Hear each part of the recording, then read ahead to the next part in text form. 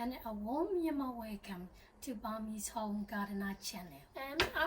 And I am looking forward to share my trials, tribulations and attempts to grow vegetables, flowers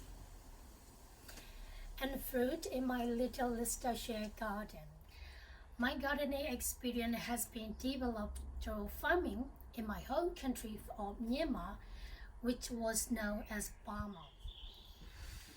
The English climate presents a real challenge for the novice gardener, but I will try to grow a mix of exotic and indigenous plants to help feed my family and look beautiful.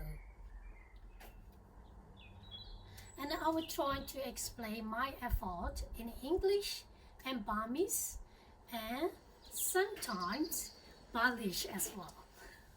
Of course, I'm not familiar with some of plant names, and I hope to learn as I go, and it's great that you can come along for the journey. If you're interested in joining me for the journey, please like and follow. Thank you.